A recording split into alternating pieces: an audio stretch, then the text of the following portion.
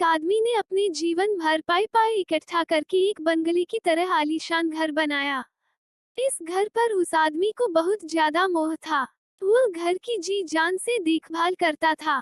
छोटी मोटी प्रॉब्लम आई तो उसे तुरंत दुरुस्त करता था। कई बार लोगों ने उसे उस घर को बेचने की सलाह दी थी। बहुत लोगों ने उसे बहुत अच्छी कीमत पर उस घर को मांगा भी था।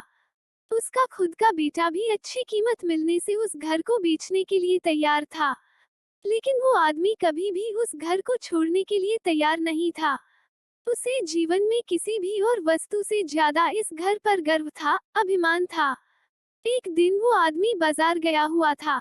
जब वो बाजार से लौटा तो उसने देखा कि उसके घर के सामने बहुत बड़ी भीड़ जमा है। वो दौड़ते हुए आया तो उसे बहुत बड़ा आघात लगा क्योंकि उसके घर में आग लग चुकी थी। अपने सबसे प्यारे घर को ऐसे आग में जलते हुए देखकर वह अधमरा सा हो गया। उसे समझ में नहीं आ रहा था कि वह क्या करे। उसने निर्णय लिया कि अगर उसका घर नहीं रहेगा तो वह भी नहीं रहेगा। वो भी उसी जलते हुए घर में अपनी जान दे देगा। अपने दुख में जब वो आदमी जलते हुए घर में जाकर अपनी जान देने गया तब वहां तमाशा देख रहे लोगों में से एक ने उसे रोक लिया और उसे कहा कि क्यों बेवजह अपनी जान देना चाहते हो, क्योंकि अब ये घर तुम्हारा नहीं है। एक दिन पहले ही तुम्हारे बेटे ने इस घर का सौदा किसी के साथ कर दिया था। जैसे ही उस आदमी को इस बात का पता चला उसका सारा दुख खत्म हो गया। अब वो आदमी भी वही बाकी लोगों की तरह खड़ी होकर उस घर के जलने का तमाशा देखता रहा।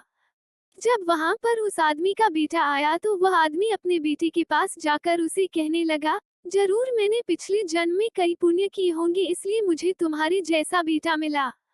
अगर तुमने इस घर को सही समय पर बेच ना दिया होता तो आज मेरी जान चली जाती। तुमने इस घर को सही समय पर बेचकर मेरी जान बचा ली बेटा। बाप की बातें सुनकर बेटे का मुंह उतर गया। उसने बड़े दुख के साथ कहा कि पापा, मैं इस घर का सौदा करने के लिए जरूर गया था लेकिन अभी इस घर का सौदा पक्का नहीं हुआ था। ये सुनते ही आदमी का दिल फिर से बैठ गया। वो अपना सर और छाती पीट पीट कर रोने लगा और कहने लगा कि मैं बर्बाद हो गया। पहले किसी और का घर जल गया ये जानकर जो उसे खुशी हुई थी वह अब उसका घर है ये जानकर दुख में बदल गई।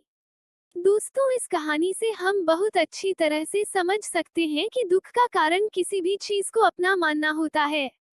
जब कोई चीज अपनी है और वो हमें छोड़कर जाती है तो बहुत दुख होता है, लेकिन अगर वह चीज किसी और की है और उसके साथ कुछ भी हो जाए तो हमें दुख नहीं होता।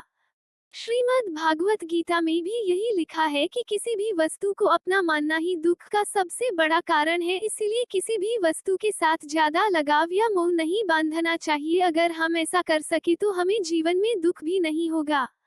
आपको ये कहानी कैसी लगी कमेंट करके जरूर बताएं और चैनल को लाइक शेयर और सब्सक्राइब करना ना भूले। Thanks for watching.